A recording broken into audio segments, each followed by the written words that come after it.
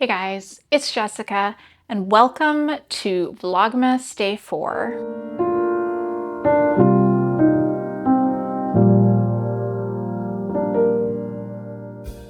Today I am going to talk through my kind of general thoughts and everything for all the books that I finished in November and kind of try to wrap all of that up.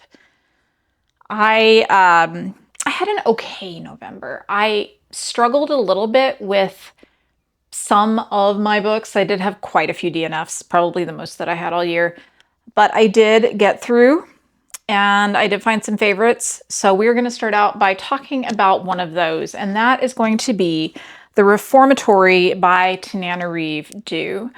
I have to tell you guys that I don't know where to put a book in the screen. We're going to say here.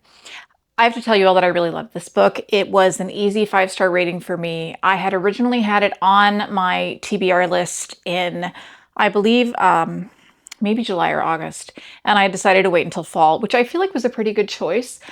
This is the story of a young boy who gets sent away to a reform school for boys in the Deep South in, I think, the 1950s or 40s, and it might actually be a little bit earlier than that.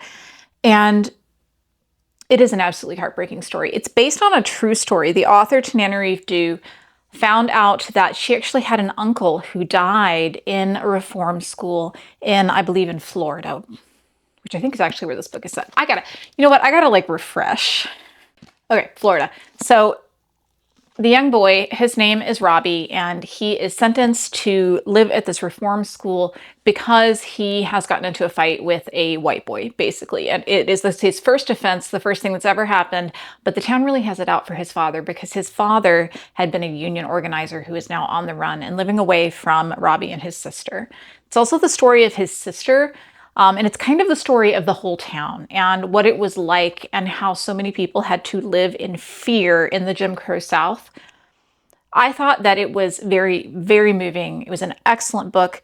And it's kind of one of those books, I know it's a cliche, but it's one of those books where even though it's written as a horror novel and there are ghosts, the real monsters are definitely the people in this one.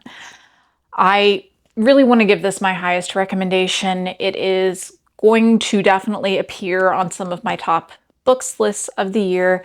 I loved it so much, and if you have not gotten around to it yet, I highly recommend that you check it out.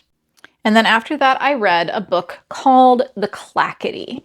So I was still kind of finishing up my October books here, and The Clackity is the story of Evie. Evie lives in Blight Harbor. Love this. It is a middle grade book. She lives in Blight Harbor, which is the most haunted town per capita in the United States. So she's used to seeing ghosts and, you know, spooky things and all kinds of things like that. She was orphaned very mysteriously. Her parents, nobody really knows what happened to them. There was a house fire, but her parents were never found. And she chooses to believe that they are going to come back to her one day. She lives with her aunt, and one day her aunt goes to investigate this mysterious industrial building in town. I think it's an old slaughterhouse, and her aunt disappears. And she goes to find her aunt, where she encounters a creature called the Clackity, who tells her that she has to complete kind of this quest for him in this other world, and then he will return her aunt to her. So it's the story of her journey into this land. She is a character who has experienced a lot. She's had a lot of trauma. And she also is a character who experiences a lot of mental health troubles. In particular, she has very bad anxiety problems. And as somebody who has experienced very bad anxiety myself, I can tell you that I thought the representation of in this book was really good. I thought that it was really well done and very real to life if you have experienced it. I ended up giving this book, I think, about a 3.5-star rating. I did like it, but I didn't. Middle grade's tough for me. I really want to love middle grade books, but I often feel like there's just a little something lacking for me. So that may be because I'm not a middle grade person that I ended up at about a 3.5-star. But I thought it was enjoyable. I would definitely recommend it for the young people in your lives. I didn't think it was super scary. There is already a sequel, so it's going to be a whole series, and you can read all about her adventures in the most haunted town in America, and it's very fun. All right, let's see what's next. And then I read Then I DNF'd. This is going to be a little bit of a thing. Then I DNF'd Beartown. Now, I don't want anybody to come at me about my DNFing of Beartown. I was so excited to read this. I have previously read 2 books by Frederik Backman. I read, I think, is it Anxious People? I think Anxious People. And then also I read his kind of short story about someone who is coming to terms with their grandfather's journey with dementia. And I thought they were both okay. So I really wanted to read this one because I knew that there was a TV show based on it that people really love. And honestly, because I felt a little bit left out of the Frederik Backman train. And people assured me that you didn't have to know that much about hockey. And I have to tell you that maybe I just didn't get far enough in the book. I got to about 100 pages, which is my amount that I have to read before I'm allowed to DNF something. And there was so much hockey, and there was so much like about hockey and like the importance of hockey. And I feel like that was going to get turned around later in the book. So I'm not like mad about that, but also as somebody that is not a sports person and didn't care about hockey, it was kind of a lot for me. And then the writing itself, I don't know. It just was not clicking with me. But having said that, I'm still going to consider this a soft DNF, and I'm going to consider going back to it later because I really, really want to love Frederik Backman, and I still think this has a lot of potential for me to really love it. So if you have read it, please try to talk me into it in the comments because I really want to love it. I really want to read it. Give me some hope. But for now, it's a DNF. And then after I didn't finish Beartown, I had another book I read, which I also DNF'd, and that is Alien Clay by Adrian Tchaikovsky, which I don't have a real copy of, so I'll just pop it up on the screen, let's say here. And this is the story of a academic who has committed a kind of treason against the government in the authoritarian world in which he lives, which is Earth in the future, where everything politically has gone very, very badly, including, a lot of, secret police and turning in your neighbors, and very 1984, I would say, if you want to think of it that way. So he has been found out, and he has been sent into cryogenic sleep on a journey to this faraway planet that they have discovered to kind of figure out the science going on there, to mine the resources, to go through his punishment in a world from which he will never be able to return. He will live out the rest of his life on this planet. And that's the setup for Alien Clay. And I liked the setup. I enjoyed the idea of sending prisoners away to this place that they'll never be able to escape from. I thought that was really clever. What I didn't really like so much was the particular kind of sci-fi it was. I would describe it as biological science fiction, if that makes sense. Very concerned with animal and plant life and the various forms that can take on other planets. It was very hard science, which maybe is not my thing, but I think the biggest problem for me with this book was that I found it hard to care about any of the characters. The main character really has this kind of detachment to him, which I think is part of his personality, but it made it hard for me to care. And so I actually got to about 60% and then I DNF'd it, which is a lot. Usually if I get to 60%, I'm just going to say, well, I'm just going to finish it. But it just was not working for me. So I went ahead and gave it a DNF. And that is a hard DNF because I went ahead and skipped to the end and read the end and decided I don't need to go back and read the rest. So that one is the DNF that I'm going to stick with. And then, hang on, I got to look at my order of things. I think I had one more DNF because this was when I had, 3 DNFs in a row. My last DNF here is going to be She Is a Haunting. Now, at this point, I think that I was just getting very, very tired of reading creepy, scary books. I think that I let them extend too far into November and I overdosed on them a little bit in October. And so that may be why I did not care for this. This is a gothic story about an American teenager, it is young adult, who goes to stay with her father in Vietnam. He is restoring an old French manor house. And there are some things in the manor house that aren't quite right. And she is trying to help him with his social media for his bed and breakfast that he's going to open in the house, and he's promised to give her college money. There's a lot of family dynamics at play here that are kind of interesting, actually. But the reason why I ended up DNFing it is because of the kind of horror that it is. It is a kind of horror that I personally find to be very difficult to deal with, and that's going to be anything involving animals and bugs. And I'm not going to get any more specific than that. But that would be my trigger warning for this book. And because I know that's not an uncommon thing for people to not like, and I just got so freaked out by it that I could not continue, which maybe if you're the kind of person who likes that might actually be a recommendation for the book. But I personally did not finish it and cannot recommend it. I read about 40% of it, and then I did read the ending, which was a thing. Yeah, so I think that's my last DNF for the month, though. So from now on, it should be smooth sailing. Let's see, what did I read then? Next I read, and I am so excited to say that I absolutely found another favorite book. So this is going to be my second 5-star read of the month, and that is The Last Gifts of the Universe by Riley August. So if you are looking for a book, a science fiction, fantasy book that is just going to make you smile and feel more hopeful about the world, and you've already read all the Becky Chambers books, this is going to be the one that I'm going to recommend. I actually liked this better than I liked the Wayfarer series by Becky Chambers, which I know is what everybody recommends for cozy sci-fi. I absolutely love this book. It won the self-published sci-fi competition that Hugh Howey runs last year. I can't remember the full acronym for that, but it did get a traditional publish by, I think this is by Del Rey this year, and I was so excited to pick it up at the library. I'm on my lookout for a copy, but let me tell you what it's about. So this is the story of Scout. And Scout is, she's an archivist, and that means that she is searching the universe for evidence of what has happened to all of these dead societies that we have found. It's definitely, I believe that we are humans from Earth. And so we have found that we can travel to all these different places now, and that all these worlds are dead.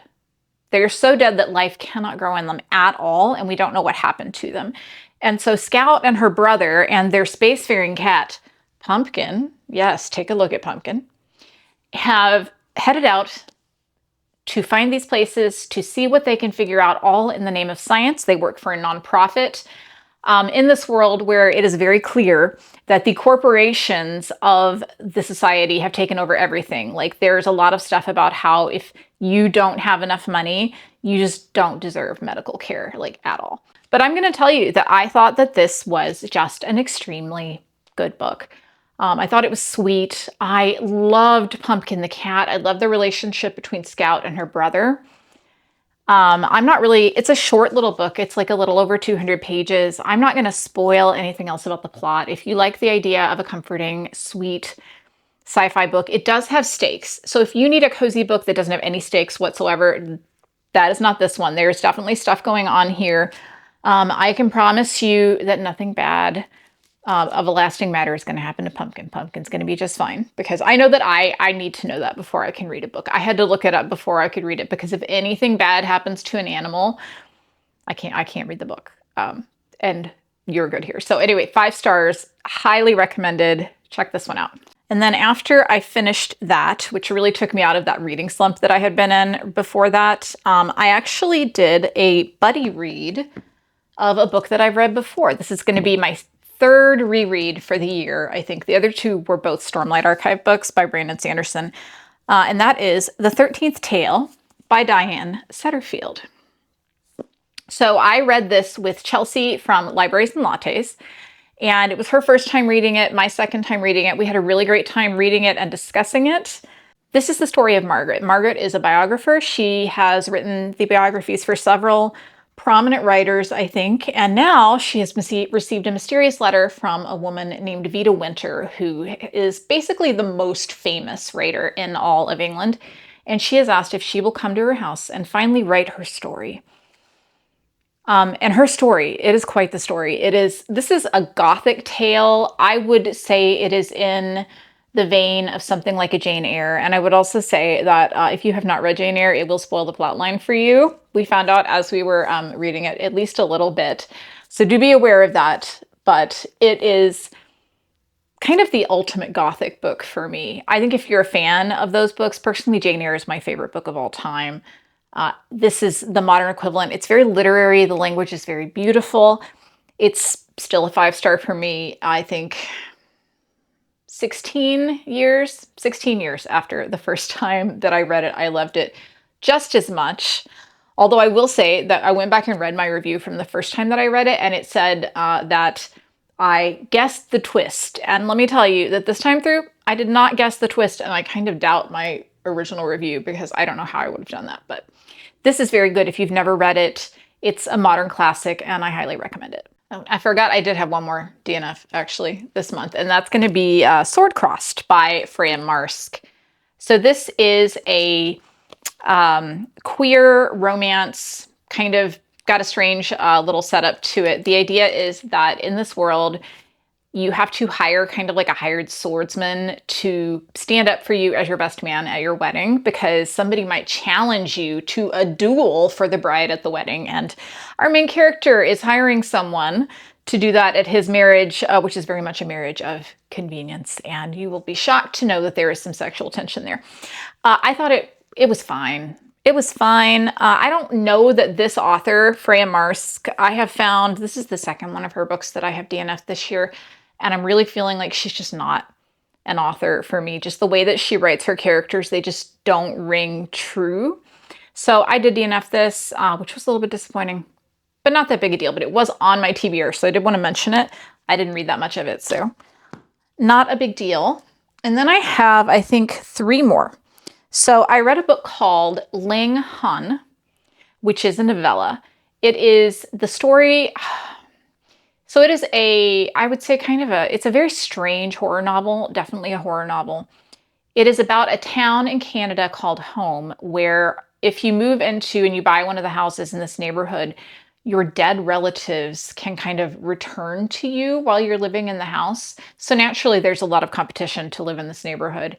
And there are people who live on the lawn of each house in the neighborhood who every time there's a house up for sale, there is this awful kind of like Hunger Games style thing that happens to try to win the auction for the house. And we follow a girl whose parents have bought a house because they're hoping to bring back her brother who has passed away very young.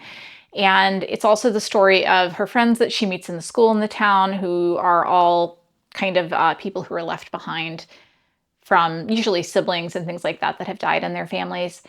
And it is the story also of her romance with one of the teenagers who actually lives on her lawn because he's hoping to buy her house one day. It's a strange book. I really was into it for the atmosphere for the first half of the book. I thought it was really well done, very understated, but it kind of took a turn about halfway through and went off on a tangent that I couldn't get behind just because I didn't feel like for the length the book was that we really had time.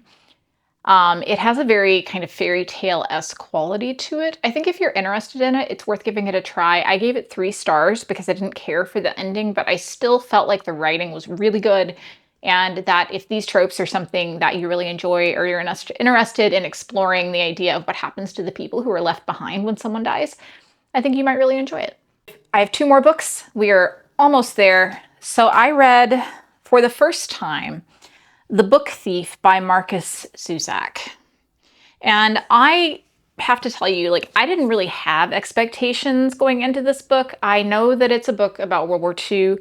I knew that it was an award winner. I was expecting to feel a lot of emotional attachment to the characters, but it was so different from what it was that I expected, which I don't know what I expected. I thought it was great.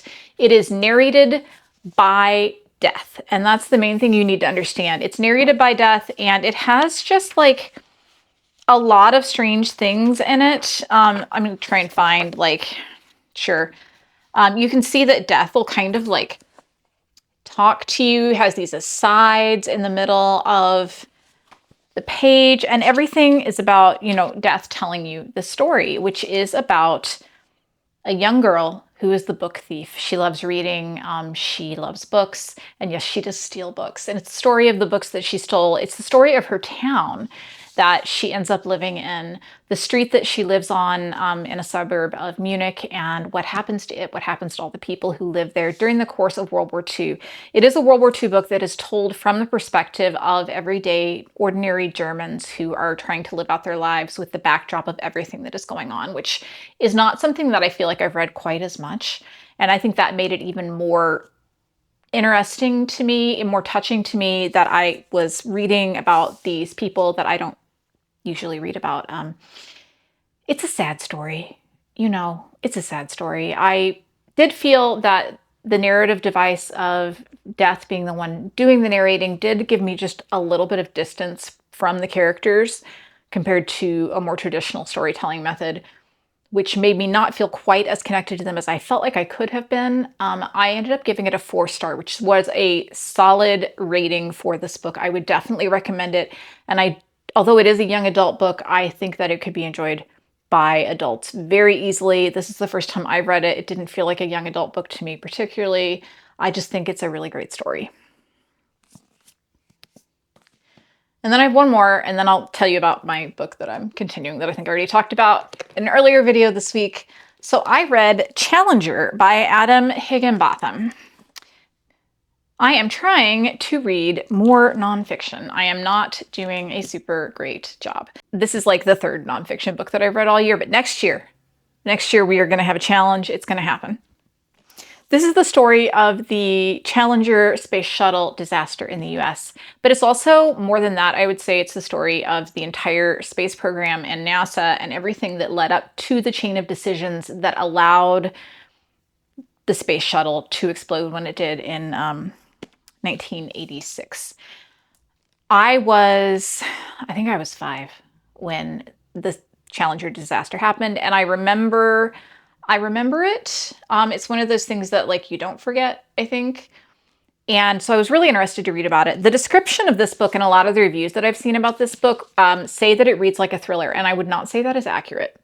I would say that this is a very scientific book in a lot of ways, and as I said, it's going to start at the day of the disaster, and then it's going to flash back to the very beginnings of the space program.